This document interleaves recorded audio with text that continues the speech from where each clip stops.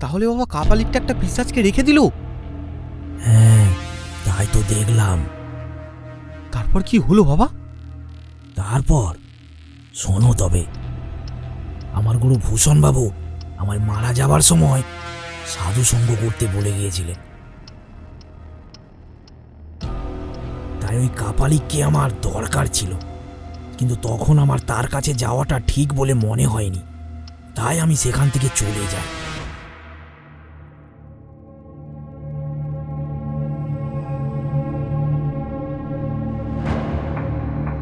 ঘুরে ঘুরে সাধু সঙ্গ করতে থাকি।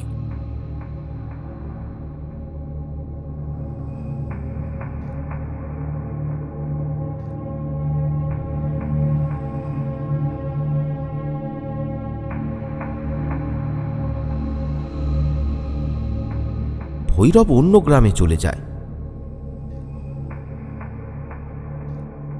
একসময় ঘুরতে ঘুরতে সে একটা শ্মশানে এসে উপস্থিত হয়। তখন সন্ধ্যা হয়। ভৈরব দেখল শ্মশানে একটা বিশ্রাম ঘর রয়েছে। চারিদিকে বাঁশের খুঁটি আর খড়ের চাল। এই ঘরগুলি বানানো হতো শ্মশান যাত্রীদের জন্য। তারা যদি কোনো সময়ে ঝড় বৃষ্টিতে পড়ে তো এই ঘরই ছিল তাদের আশ্রয়। ভৈরব ঘরটা দেখে খুবই খুশি হয়। যাক, ওই তো ওই কুঠিরে ভালোভাবেই বিশ্রাম নেওয়া যাবে। ঝোলার মধ্যে তো খাবার আছেই। সে রাত কাটানোর জন্য এর থেকে ভালো জায়গা আর পাবে না। ভৈরব এগিয়ে যায় সেই ঘরের দিকে।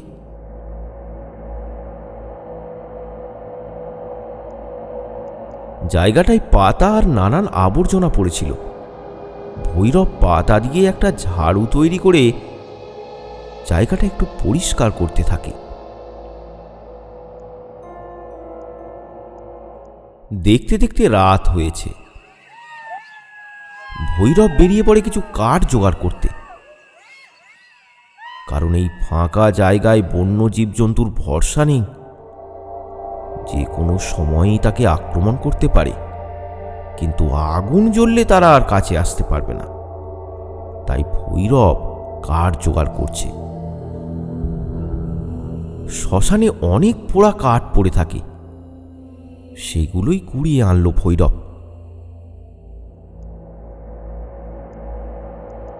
তার ঘরের মধ্যেই ভৈরব কিছু কাঠ দিয়ে আগুন জ্বালায়। তারপর আগুনের পাশে বসে ভৈরব তার ঝোলা থেকে মুড়ির ঠোঙা বের করে খেতে থাকে।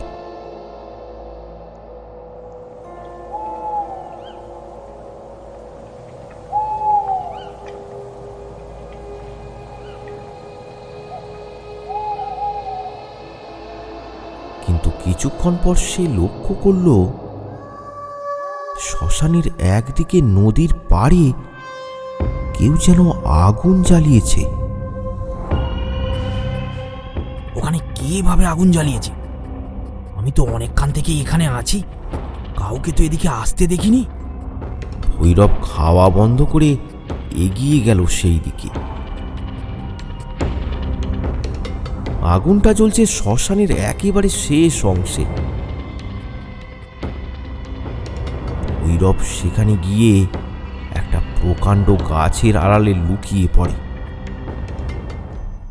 সে দেখে নদীর ধারে বসে আছে একজন সাধু।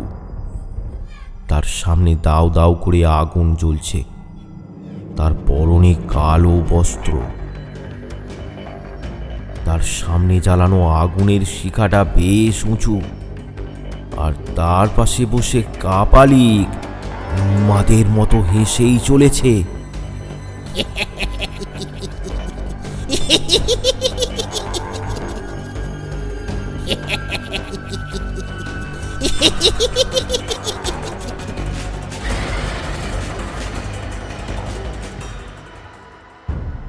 ভৈরব আড়াল থেকে তাকে দেখছিল।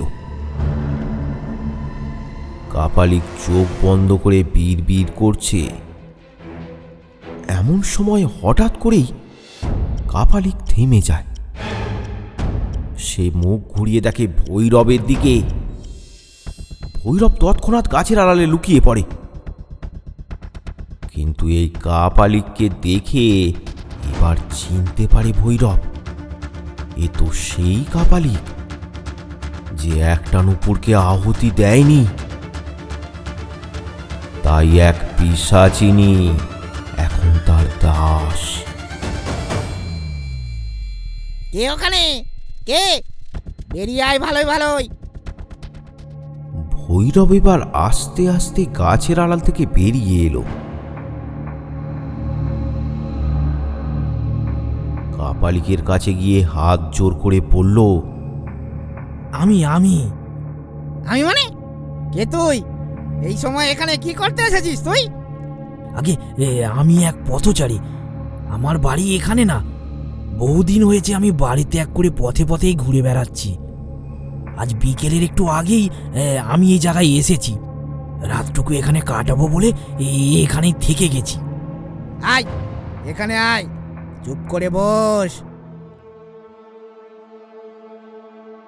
ভৈরব কাপালিকের কথা মতো তার সামনে চুপ করে বসে পড়ল। কাপালিক তার মুখমণ্ডল ভালোভাবে পরীক্ষা করতে লাগলো। তারপর বলল, পথে ঘাটে ঘুরছিস কেন?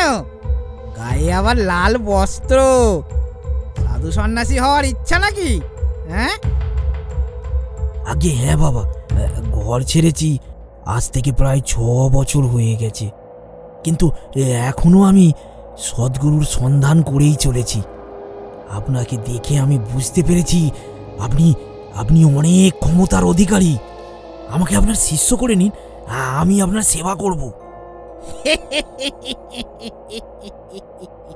ওরে, এই পথে যে অনেক বিপদ রে। হ্যাঁ? সে যাই হোক, আমি সাধনা করতে চাই। আমি আমি আপনার কাছ থেকেই সাধনা শিখতে চাই। তা তন্ত্র সাধনা শিখে কি করবি শুনি? কেন, মানুষের উপকার করব।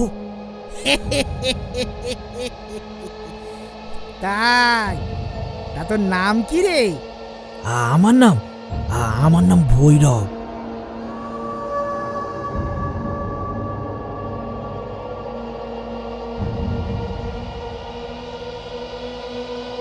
কিছুক্ষণ ভাবার পর কাপালিক ভৈরবকে তার শিষ্য হিসেবে কাছে রাখতে রাজি হলো।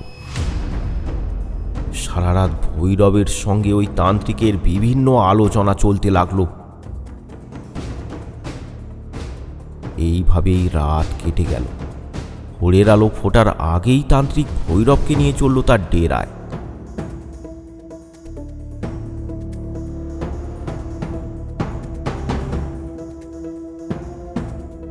নদীর চর পেরিয়ে কিছুটা গিয়েই একটা ফাঁকা জায়গা, সেখানেই তান্ত্রিকের কুঁড়ে ঘর। এটাই তান্ত্রিকের আস্তানা। তা তুই রান্না বান্না করতে পারিস তো? হ্যাঁ, আমি সব পারি। জ্বালানির কাঠও শেষ হয়ে গেছে। এদিক ওদিক থেকে কিছু কাঠ জোগাড় করে এনে ঘরের ভিতর হাঁড়িতে চাল ডাল রয়েছে, ওই উনানে ঝটপট কিছু বানিয়ে ফেলতো। পানীয় জলের জন্য ওই পাশের গ্রামে যেতে হবে, বুঝলি? ভৈরব তার কথা মতো কাজ শুরু করলো। এদিক ওদিক জঙ্গল ঘেঁটে বেশ কিছু কাঠ জোগাড় করলো।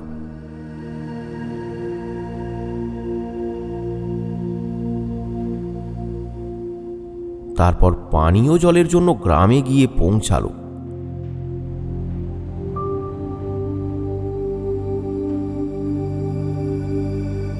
সেখান থেকে ঘোড়া ভর্তি করে মাথায় করে জল নিয়ে এলো ভৈরব।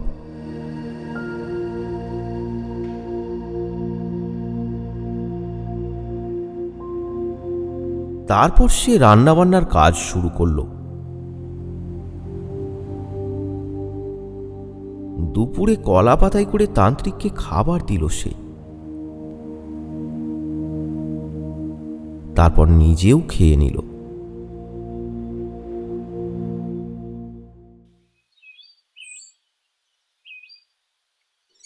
বিকালে তান্ত্রিক ভৈরবকে বলল, শোন ভৈরব, আমি একটা বিশেষ প্রক্রিয়াকরণের মধ্যে এই মুহূর্তে লিপ্ত রয়েছি। এই প্রক্রিয়া একদিনে হয় না, আমাকে বহুদিন তপস্যা করতে হয়েছে। সন্ধ্যা নামার আগেই আমাদেরকে ওই শ্মশানে পৌঁছাতে হবে, আর ওখানেই আমাকে আমার কার্য সম্পন্ন করতে হবে ধীরে ধীরে। আচ্ছা বাবা, আপনি যদি কিছু না মনে করেন, আমি একটা প্রশ্ন করব। কি প্রশ্ন? না মানে, এত সুন্দর নিরিবিলি আপনারই ডেরা, অতি সুন্দরভাবে এখানে সাধনা করা যায়, তাহলে তাহলে শ্মশানে যাবার কি দরকার আছে? ওই সামনের ফাঁকা জায়গাটাতে সাধনা করলে হবে না? সবই হয়, কিন্তু শ্মশানে তন্ত্র সাধনা করার একটা অতীব মূল্যতা রয়েছে। তন্ত্র সাধনা করার জন্য শ্মশানের মতো উত্তম জায়গা এই সৃষ্টিতে আর কোথাও নেই।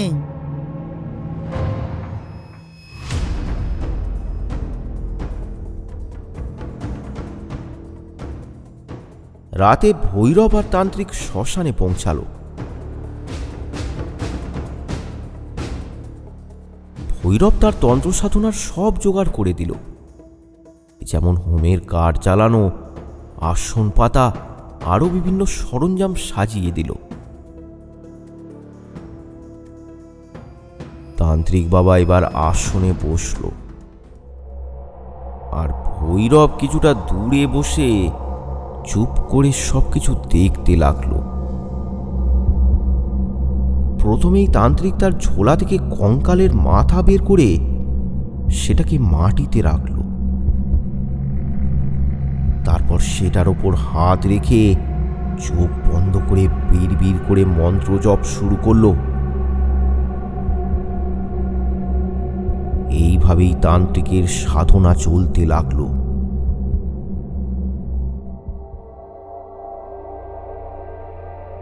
আজও ভোরের আলো ফোটার কিছুক্ষণ আগেই তারা নিজেদের ডেরায় ফিরে এলো।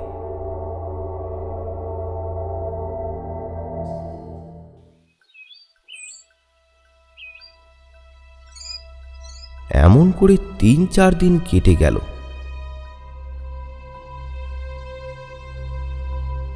এরপর একদিন তান্ত্রিক ভৈরবকে বলল, শোন ভৈরব, তোকে একটা শালিক পাখি জোগাড় করে আনতে হবে, পারবি তো? হ্যাঁ, জোগাড় করে দিতে পারবো। এ আর এমন কি বড় কাজ? বড় কাজ না রে, অনেক কঠিন কাজ। শালিক পাখি তো জোগাড় হয়ে যাবে, কিন্তু এমন শালিক পাখি তোকে জোগাড় করতে হবে যার 4খানা বাচ্চা রয়েছে, তাও আবার সদ্যজাত। আর সেই বাচ্চার মাকে তোকে জোগাড় করতে হবে। ভৈরব খানিকটা চিন্তিত হয়ে পড়ল, কিন্তু কিছুক্ষণ ভাবার পর সে মাথা নেড়ে সায় দিল।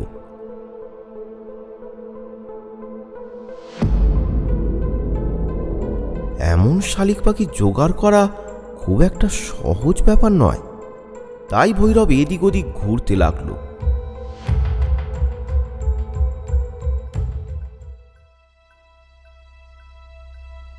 গুরু আদেশ করেছিল, জীবিত কিংবা মৃত যে কোনো অবস্থাতেই পাখিটাকে নিয়ে এলে হবে। কিন্তু সমস্যা একটাই, তার সদ্যজাত বাচ্চা থাকতে হবে, তাও আবার 4টে। ভৈরব খুঁজতে লাগলো। তাহলে বাবা আপনি পাখি আনতে রাজি হলেন? তখন তাছাড়া কোনো আর উপায় ছিল না সত্য।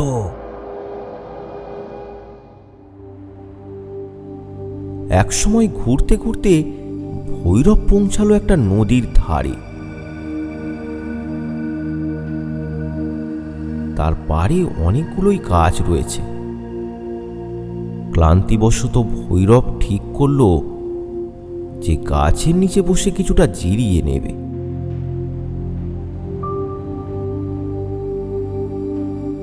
সেই মতো ভৈরব বসে পড়ল একটা বট গাছের নিচে।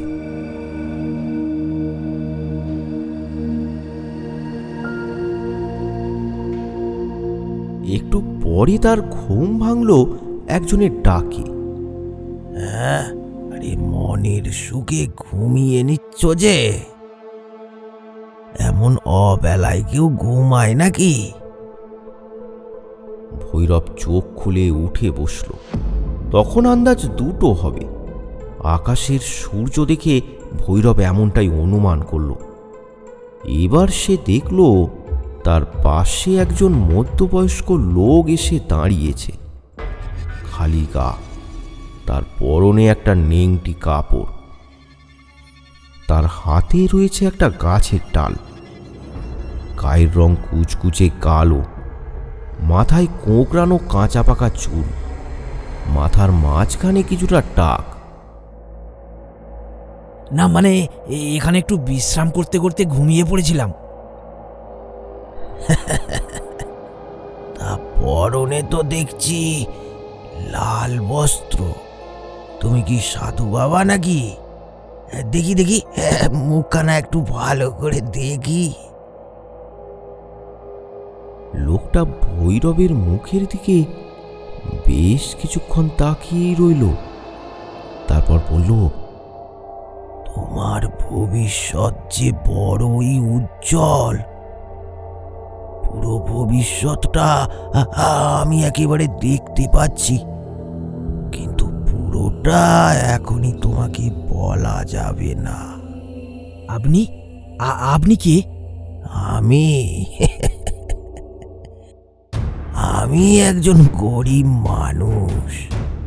কিছু ছাগল পুষে আমার জীবিকা চলে। ওই যে মাঠে 4টে ছাগল চড়ছে, ওগুলো আমার। কিন্তু আমি তো অনেকটা পথ হেঁটে হেঁটে এখানে এসেছি, আশেপাশে তো কোনো গ্রাম দেখতে পাইনি। তাহলে আপনি কত দূর থেকে ছাগল নিয়ে আসছেন?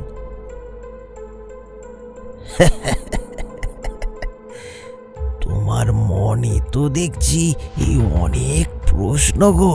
হ্যাঁ, আচ্ছা আচ্ছা আচ্ছা আচ্ছা, তাহলে বলে দিই তোমাকে।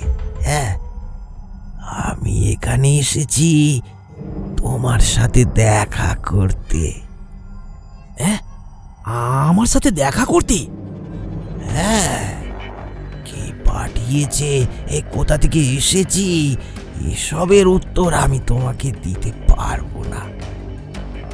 যদিও দিই, তা তুমি কিছুই বুঝবে না। শুধু এটুকু আমি বলতে এসেছি, এই যে মাঠের এই দিক থেকে উত্তর পশ্চিম কোণ বরাবর তুমি এগিয়ে যাও। সেখানে রামচন্দ্রপুর বলে একটা গ্রাম আছে। সেই গ্রামে তোমার বিশেষ কিছু কাজ রয়েছে। এতদিনে নিশ্চয়ই তুমি সামান্য কিছু তন্ত্র জ্ঞান অর্জন করেছ, সেটাতেই চলবে। কিন্তু ওই গ্রামের লোকেদের অনেক বিপদ, তোমাকে তাদের উদ্ধার করতে হবে। তোমারই ওপর এই গুরু দায়িত্ব, কিন্তু খুব সাবধানতা অবলম্বন করে কাজ করবে, এটুকু আমি বলতে পারি।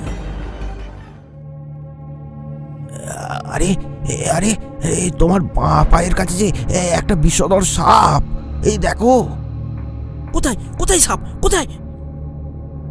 ভৈরব সাথে সাথেই তার পায়ের নিচে দেখতে লাগলো কোথায় সাপ। কিছুক্ষণ দেখার পরও কোথাও কোনো সাপ দেখতে পেল না ভৈরব।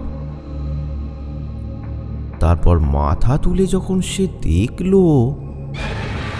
কি লোকটা একুরের মধ্যে কোথায় চলে গেল? তার পাশে এতক্ষণ যে লোকটি দাঁড়িয়েছিল সে আর নেই। ভৈরব সন্তর্পণে উঠে দাঁড়িয়ে গোটা জায়গাটা ভালো করে পর্যবেক্ষণ করল। ভৈরবের কেমন একটা খটকা লাগলো, কিন্তু এবার সে লক্ষ্য করল লোকটার হাতে যে লাঠিটা ছিল সেটা ওখানেই পড়ে আছে। ভৈরবের কেমন যেন মনে হলো লোকটা লাঠিটা তার জন্যই রেখে গেছে। ভৈরব লাঠিটা সঙ্গে সঙ্গে তুলে নিল, আর সে ঠিক করলো আগন্তুকের কথার মান রাখবে। সে তার দেখানো পথেই চলতে লাগলো।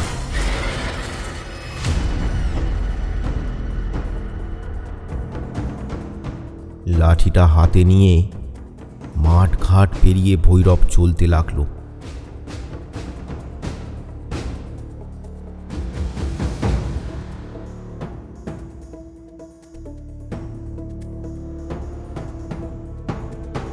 তারপর সে যখন গ্রামে এসে পৌঁছালো তখন সূর্য অস্ত গেছে। কি উদ্দেশ্যে যে তার এই গ্রামে আসা সে তো সেটা জানেই না। তাই সে ঠিক করলো কোনো ক্রমে একটা গাছের নিচে রাতটা কাটাতে হবে। তাই সে একটা বড় গাছ থেকে তার নিচে আশ্রয় নিল।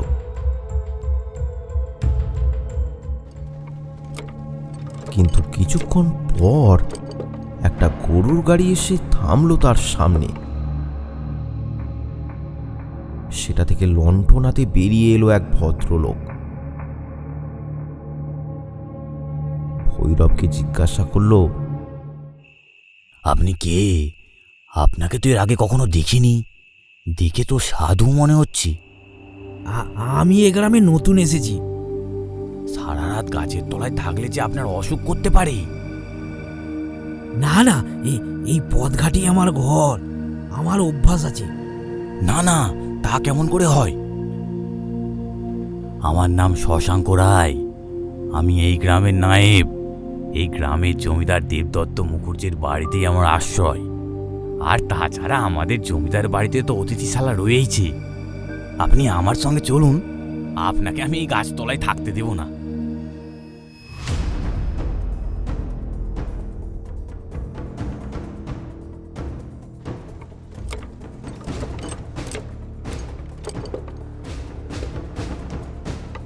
ভৈরব গরুর গাড়িতে চড়ে নায়েবের সঙ্গে জমিদার বাড়িতে চলে এলো।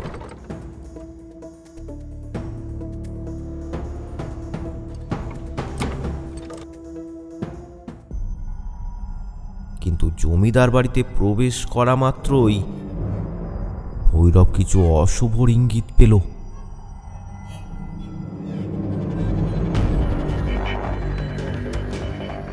তন্ত্র সাধনায় যদিও সে খুব একটা প্রসিদ্ধ লাভ করতে পারেনি, কিন্তু একটু আধটু বিদ্যা সে ঠিকই অর্জন করেছে। ভৈরব তখন আর কিছু বলল না, সে ভেতরে চলে গেল।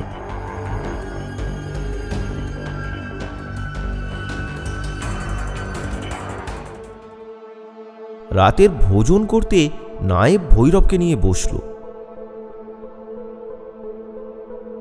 আমাদের জমিদার দেবদত্ত মুখুজ্জি খুবই ভালো মানুষ, কিন্তু হঠাৎই 3 মাস ধরে এক কঠিন অসুখে তিনি এখনো বিছানা সজ্জা। জানেন বাবা, এই বাড়িতে যেন কোনো অভিশাপ লেগেছে। কারো কারো কুনজর পড়েছে এই বাড়িতে। প্রথমে জমিদার মশাইয়ের এক ছেলে, তারপর এক মেয়েও চলে গেল অকালে। তারপর জমিদার গিন্নিও চলে গেলেন। এখন জমিদার মশাইও একই অবস্থা। কোনো ক্রমে শ্বাসটুকু চলছে।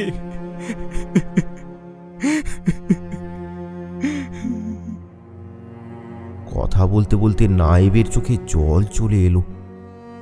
সে তার বাম হাত দিয়ে চোখের অশ্রু মুছছিল। আমি এখানে প্রবেশ করা মাত্রই এখানে কোনো অশুভ শক্তি অনুভব করতে পেরেছি নায়েব মশাই। আমি এখনো অবধি যা শক্তি আয়ত্ত করতে পেরেছি তার মাধ্যমে আমি এই অশুভ শক্তিকে চিহ্নিত করতে পারবো। আপনি কি আমায় একটু সাহায্য করবেন? আমি আজ রাতেই এ বাড়িতে থাকতে চাই। আচ্ছা আচ্ছা, তাই।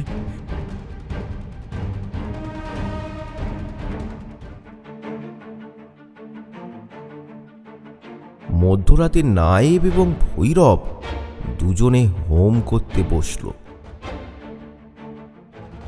অগ্নিকুণ্ডের সামনে বসে ভৈরব চোখ বুজে মন্ত্র জপ শুরু করল।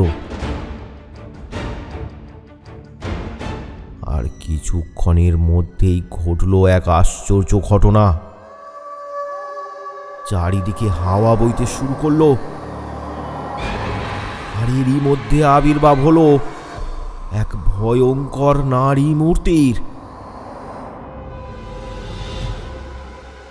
তার মুখের দুপাশে ধারালো দাঁত, বড় একখানা জিভ লক লক করছে। এই যে পিশাচিনী, সে রাগে গর্জন করছে।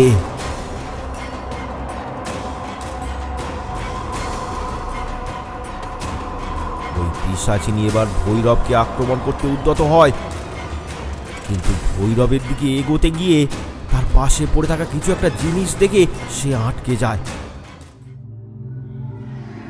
সে আর এগোতে পারে না। এমন একটা দৃশ্য দেখে ভৈরব একটু অবাক হলো। সে এদিক ওদিক দেখে বুঝল তার পাশে পড়ে আছে সেই আগন্তুকের দেয়া ডালটা।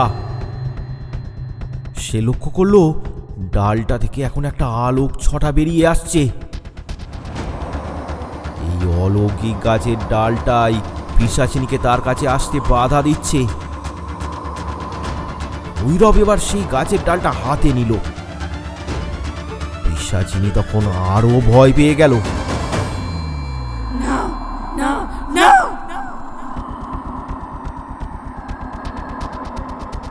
তুই কে? বল তুই কে? এবারে লোকেদের তুই ক্ষতি করছিস কেন? জমিদার দেবদত্ত মুখুর্জি তোর কি ক্ষতি করেছিল বল? বলছি সব বলছি। আমি রাজেশ্বরী, রাজবংশের মেয়ে ছিলাম আমি। আমরা দুই বোন ছিলাম। আমি রাজেশ্বরী আর আমার বোন কঙ্কাবতী। আমরা দুই বোন ছিলাম রাজা হরিশ্চন্দ্রের রানী। রাজা হরিশ্চন্দ্র ছিল অত্যন্ত স্বার্থপর। সে আমাদের বাবার সম্পত্তির লোভে আমাদের দুই বোনকে বিয়ে করেছিল। একদিন সে আমাদের দুই বোনকে ঘরে বন্দি করে পুড়িয়ে মারল, আর রাত পোড়া মৃতদেহগুলোকে মাটিতে পুঁতে দিল।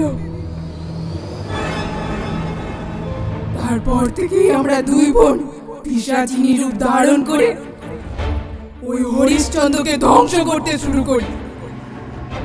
তখন কালীচরণ নামে ওই তান্ত্রিক এসে আমাদের বন্দি করে। কালীচরণ ছিল অত্যন্ত শক্তিশালী তান্ত্রিক। ও আমাদের কবর খুলে আমাদের মুক্তি দেয় না, বরং আমাদের মৃতদেহ থেকে পায়ের স্বর্ণনপুরগুলো খুলে নিজের কাছে রেখে দেয়, আর আমাদেরকে ওর দাসে পরিণত করে। কালীচরণ নিজের স্বার্থে আমাদেরকে দিয়ে অনেক কাজ করিয়েছে, অনেক লোককে হত্যাও করিয়েছে। আমরা তার বন্দী ছিলাম, তাই তার আজ্ঞা পালন করতে হতো। কালীচরণের বৃদ্ধ বয়সে তার শিষ্য এই পদ্ধতি অবলম্বন করবে ঠিক করে, কিন্তু কালীচরণ তার শিষ্যকে এটা করতে দেয় না।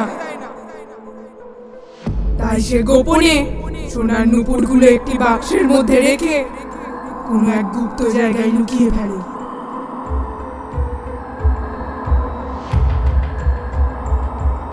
কালীচরণের মৃত্যুর পর তার শিষ্য তিলকনাথ ছলে বলে ঠিক ওই বাক্স খুঁজে বার করে।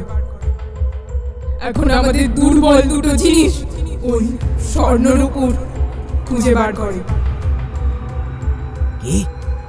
এই ঘটনা তো পল্লীগ্রামে ঘটেছিল। তখন তো আমি পল্লীগ্রামে উপস্থিত ছিলাম। হ্যাঁ, ওই তান্ত্রিককে আমি দেখেছিলাম। ও গোপনে একটা স্বর্ণনূপুর নিজে হাতিয়ে নিয়েছিল। হ্যাঁ, ওই হলো তিলকনাথ। এখন আমি ওর হাতে বন্দী। আমি নিজের ইচ্ছায় এই বাড়ির লোকেদের মেরে ফেলিনি। তিলকনাথের আদেশে আমাকে এই কাজ করতে হয়েছে। এখন তিলকনাথের একটাই উদ্দেশ্য, তার ছোট ভাই মানে এই জমিদারকে শেষ করা। কি বললি তুই? তার মানে ওই ত্রান্তিক তিলকনাথ দেবদত্ত মুখুর্জির দাদা? হ্যাঁ, তিলকনাথের আসল নাম শশধর, এই বাড়ির বড় ছেলে। কিন্তু তুই এই বাড়ির জমিদারের কোনো ক্ষতি করবি না। যদি করিস তাহলে আমি কিন্তু তোকে এই গাছের ডাল দিয়ে একেবারে ধ্বংস করে দেব। এই গাছের ডাল দিয়ে তুই আমাকে বিনাশ করতে পারবি না রে ভৈরব। এটা দিয়ে তুই আমার শক্তি কিছুটা কমিয়ে ফেলতে পারলেও আমাকে বিনাশ করতে পারবি না। তুই তুই আমাকে মুক্তি দে রে ভৈরব, তুই আমাকে মুক্তি দে। তিলকনাথের কাছে আমার ওই স্বর্ণর উপরে এখনো রয়েছে। যে কোনো উপায়ে ওটাকে একবার সরিয়ে ফেলতে পারলেই আমি তিলকনাথকে শেষ করে দেব। কিন্তু কিন্তু যতক্ষণ ওই স্বর্ণনুপুর তিলকনাথের কাছে আছে আমি যে কিছুই করতে পারবো না। ভৈরব ভালোভাবেই বুঝতে পারল যার হয়ে সে কাজ করছে সে মোটেও ভালো লোক নয়। তিলকনাথের ব্যাপারে জানার পর আমি নায়েব মশাইয়ের কাছে সব ব্যাপারটা জিজ্ঞাসা করে জানতে পেরেছিলাম।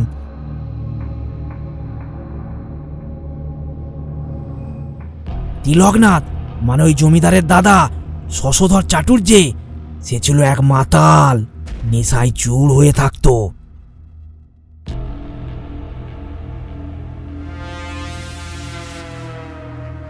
শশধর সেই মেয়েটিকে অপহরণ করে তার সম্মানহানি করেছিল।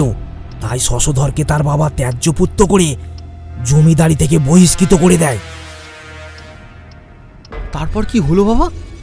তারপর শোনো তবে। নায়েব মশাইয়ের কাছে বিদায় নিয়ে ভৈরব বেরিয়ে পড়ল।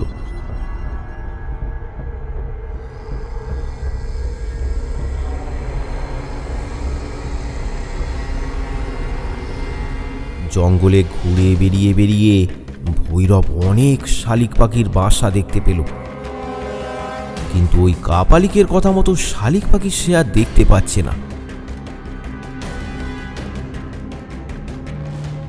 তারপর অনেক খোঁজাখুঁজির পর এমন একটা বাসার সন্ধান পেল সে। সৌভাগ্যক্রমে পাখিটা মারা গিয়েছিল, কিন্তু দুর্ভাগ্যের বিষয় তার ওই সদ্যজাত 4টি বাচ্চা। ভৈরব দেখল আশেপাশে অনেক বাসা আছে, বাচ্চাগুলোকে যদি সেখানে দিয়ে আসা যায় তাহলে তাদের পরিচর্যা হবে। ভৈরব তাই করল।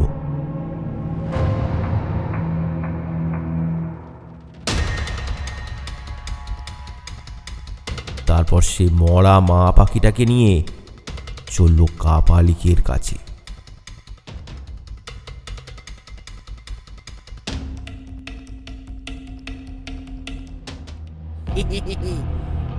সাবাস ভৈরব, সাবাস।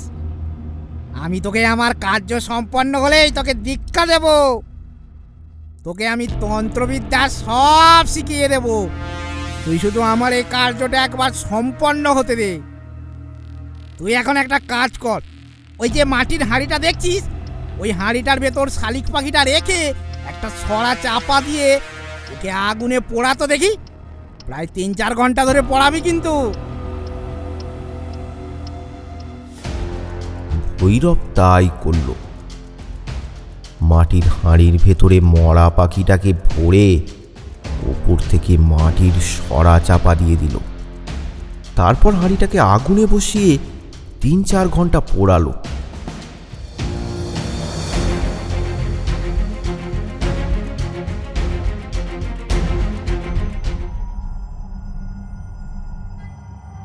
তারপর হাঁড়িটাকে নামিয়ে রাখলো কিছুক্ষণ ঠান্ডা হওয়ার জন্য।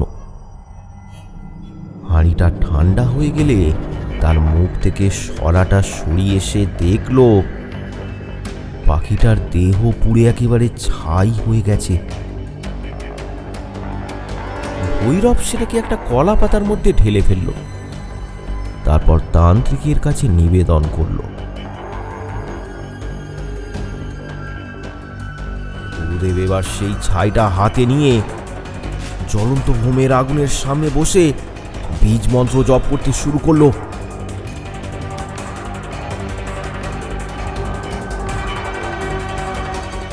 রাতভর চলল তার ক্রিয়াকর্ম।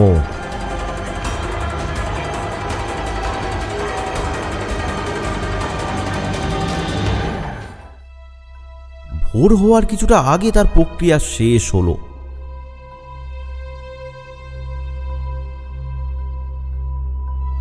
তারপর তান্ত্রিক ভৈরবকে বলল, শোন ভৈরব, দু রাত্রি তুই ভালো করে ঘুমাসনি, এখন গিয়ে একটু বিশ্রাম নিয়ে নে। তারপর দুপুরে খাওয়া দাওয়া হয়ে গেলে ওই ছাই ভস্যটা গ্রামের দুজনের বাড়িতে ছড়িয়ে দিয়ে আসতে হবে তোকে। এক ব্যক্তির নাম শ্যামলাল চাটুর্যে, আর একটা ওই যে গ্রামের জমিদার দেবদত্ত মুখুর্জের বাড়িতে। তবে মনে রাখিস, এটা তোকে সবার চোখের আড়ালে করতে হবে, গ্রামের কেউ না তোকে দেখতে পায়। কারণ কেউ যদি এটা দেখতে পায়, সে যদি ঝাঁটা দিয়ে এটাকে বাইরে সরিয়ে দেয়, তাহলে আমার কাজ সফল হবে না। গুরুদেব, এ কাজ বড় কঠিন, এ কাজ আমি পারবো না। আপনি আমায় অন্য যে কোনো কাজ দিন, আমি সব করে দিতে পারবো। না রে ভৈরব, এ কাজ তোকেই করতে হবে। কারণ ওই জমিদার বাড়িতে আমি অনেকবার নানা ছলে অনেক ক্রিয়াকর্ম করতে গেছি, অনেকেরই চোখে পড়েছি। শ্যামলাল চাটুর্যের চোখেও আমি পড়েছি কয়েকবার। তাই গ্রামের কেউ যদি আমায় দেখতে পায়, তাহলে ওরা আমায় নিশ্চিত সন্দেহ করবে। এই কাজ তোকেই করতে হবে ভৈরব, আর খুব সাবধানতার সাথে করতে হবে।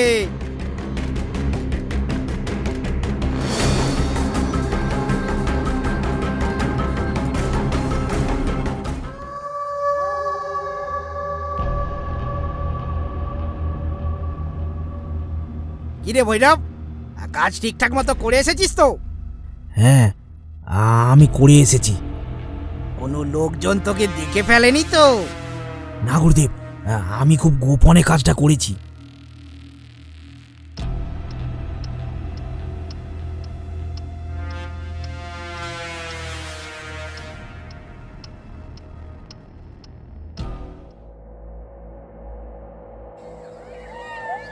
তান্ত্রিক ভৈরবকে নিয়ে সন্ধ্যাবেলা আবারও শ্মশানে গিয়ে পৌঁছালো।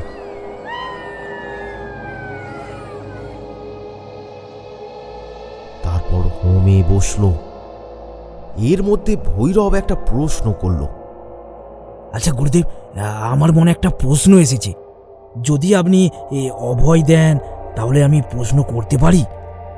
হ্যাঁ বল। আচ্ছা, আপনি এটা কি করতে চাইছেন, আমি একটু জানতে চাই। আমি যে এই কার্যটা করছি কেন তুই জানতে চাস? হ্যাঁ, তবে শোন, আমি আমার হাতের মুঠোয় বন্দি করে রেখেছি এক পিশাচিনীকে। তাকে আমি যাই আদেশ দেব, সে তাই করবে। ওই যে জমিদার বাড়িতে আমি তোকে ছাই ভস্যটা রেখে আসতে বলেছি, কেন শুনবি? তবে শোন, ওই জমিদার বাড়ির বড় ছেলে ছিলাম আমি। হ্যাঁ, ওই দেবদত্ত মুখুর্জি আমার ছোট ভাই। আমার বাবা ছিল হীরালাল মুখুর্জি। এখন যে দেবদত্ত মুখুর্জি জমিদারির ওপর জাঁকিয়ে বসেছে, ওর আসল মালিক হলাম আমি।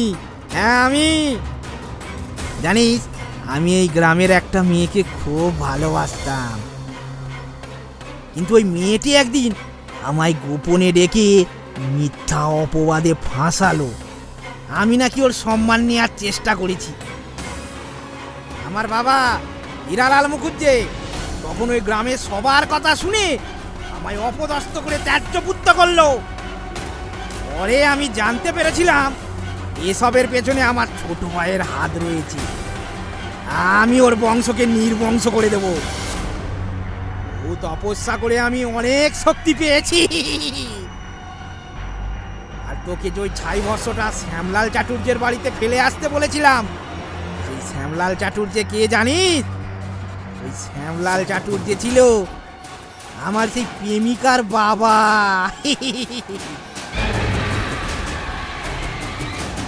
ও মেয়ের স্বামীকে তো আমি কবেই পিশাচ দিয়ে সরিয়ে দিয়েছি। হ্যাঁ, আর তার বাচ্চাকেও। এখন বাকি রয়েছে শ্যামলাল চাটুর্যে আর তার মেয়ে। জমিদার দেবদত্ত মুখুজ্জের ছেলে মেয়েকেও আমি মেরে ফেলেছি।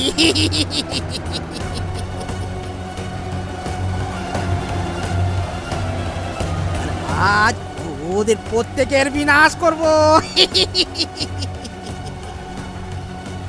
ওকে কেন ওই শালিক পাখি জোগাড় করতে বলেছিলাম জানিস? পিশাচিনীকে একসাথে দুটো ভিন্ন জায়গায় পাঠাতে গেলে ওই শালিক পাখির ছাই প্রয়োজন।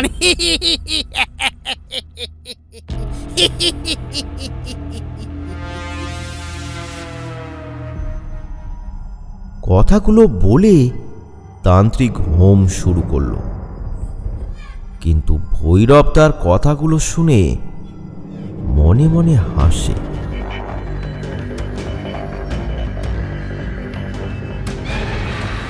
দেখতে দেখতে কিছুক্ষণের মধ্যেই পিশাচিনী প্রকট হলো সেই স্থানে। সাধু তাকে আদেশ করলো, যে জায়গায় ছাই ভস্ম ফেলে আসা হয়েছে সে বাড়ির সদস্যদের বিনাশ করে দে। কিন্তু পিশাচিনী চুপ, একই স্থানে দাঁড়িয়ে রয়েছে সে। তান্ত্রিকের আদেশ না মানায় সে রুষ্ট হয়ে তাকে আবার জিজ্ঞাসা করলো, কি ব্যাপার, তুই এখনো এখানে দাঁড়িয়ে রয়েছিস? ওকে যে আমি হুকুম করলাম, মানে শুনতে পাস না? পিশাচিনী এবার অট্টহাসি আসতে শুরু করলো।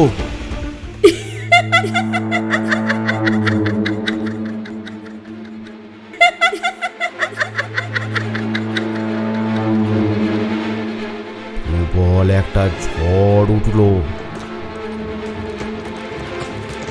দূরে কোথাও একটা গাছ ভেঙে যাওয়ার মটমট শব্দ শুনতে পাওয়া গেল।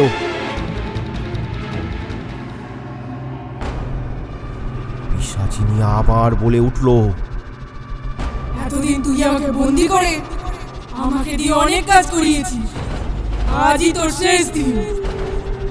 তোর এত বড় সাহস, তুই আমার মুখের উপর কথা বলিস? দাঁড়া।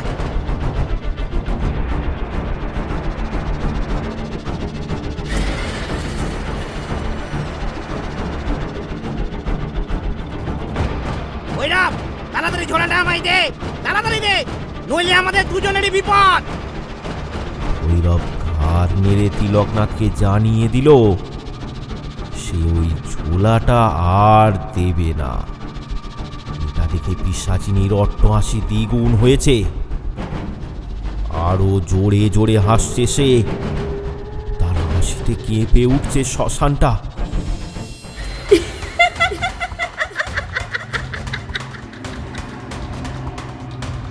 তার মানে ভৈরব, তুই এই ছাই ভস্মগুলো ওদের বাড়িতে রেখে আসিসনি? সেটা আমি ওই নদীর জলে ভাসিয়ে দিয়েছি। ভৈরব, তুই আমার সাথে বিশ্বাসঘাতকতা করলি, তোর কোনোদিন ভালো হবে না। আমার ভালো আমি বুঝে নেব গুরুদেব, কিন্তু আপনার মতো নিকৃষ্ট শয়তানের এ জগতে বাঁচার কোনো অধিকার নেই। এবার ওই পিশাচিনী এগিয়ে আসে তিলকনাথের দিকে। একটা কালো ছায়া গ্রাস করে তিলকনাথকে। চিৎকার করতে থাকে তিলকনাথ, আর তার পরক্ষণেই একটা মড়মড় করে শব্দ হয়।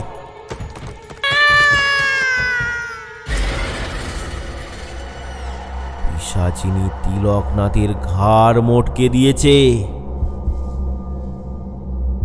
একটা তীব্র আর্তনাদ করে মারা গেছে তিলকনাথ। পিশাচিনী তার বদলা নিয়েছে। এবার সে মনে মনে ভাবছে যে ভৈরবের থেকে কোনোভাবে ওই ঝোলাটা হাতিয়ে নিতে পারলে তাকে ধ্বংস করার মতো আর কোনো ক্ষমতা থাকবে না। সে তখন অমর হয়ে যাবে। তাই সে এবার এগিয়ে যায় ভৈরবের দিকে।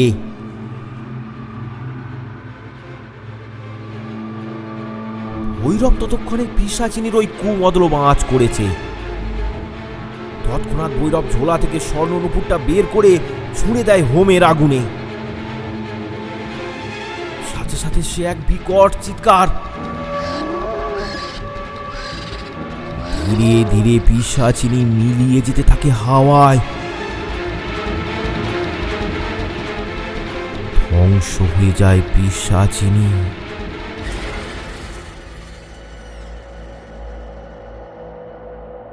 বুঝতে পারলাম যে ওই কাপালিকটা খারাপ কাজ করেছিল, সব বুঝলাম। কিন্তু ওই লোকটা কে ছিল যে আপনাকে ওই চমৎকারী গাছের ডালটা দিয়েছিল? আর সেই চমৎকারী ডালটাই বা কোথায় গেল? সেটা আমি নিজেই কোথায় হারিয়ে ফেলেছি তার খুঁজে পাইনি সত্য। আর সেই আগন্তুক লোকটি বা কে ছিল সেটা আমি আজও বুঝতে পারিনি। তবে তিনি যে কোনো অলৌকিক ব্যক্তি ছিলেন তা আমি বুঝতে পেরেছিলাম। কি সত্য, এবার বুঝতে পারলে? হ্যাঁ, সবই বুঝতে পারলাম। জয় ভৈরব বাবার জয়, জয় ভৈরব বাবার জয়। আরও ভয়ানক গল্প পেতে আমাদের চ্যানেলটি সাবস্ক্রাইব করুন আর কমেন্ট করে জানাতে ভুলবেন না গল্পটি কেমন লাগলো। কমেন্ট করে পাশে থাকুন বাংলা কার্টুন হাব।